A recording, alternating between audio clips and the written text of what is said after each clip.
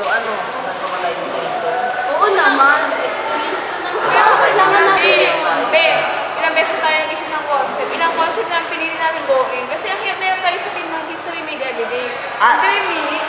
short film, kailangan may story. Ang gusto kasi dyan, mabago yung cliche na pag-short film.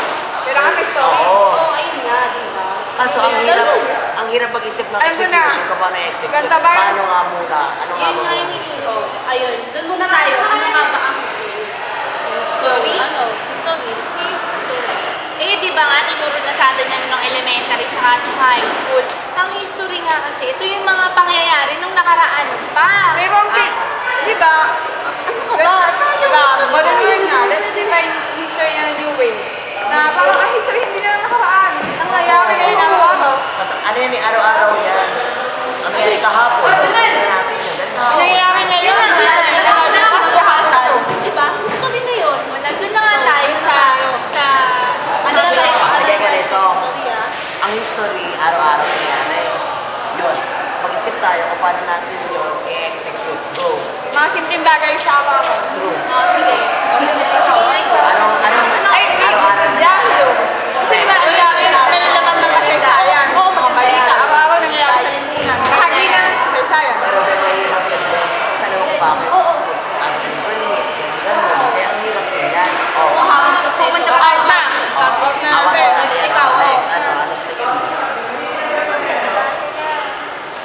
Piso kaya? Gagawin natin Oo, piso. piso. Piso. Ganda ng piso. Di ba nandun si Rizal sa piso? Kasi kasaysayan ng sa Rizal.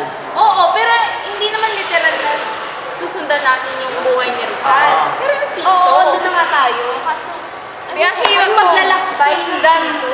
ng Maganda rin paglalaki yun. ng piso. Dahil kung Maganda kanina rin yun yun. ang magpapasa-paso, hindi naman natin pwede i-skip na dyan. Eh kuya, ganito ba niyan, di ba?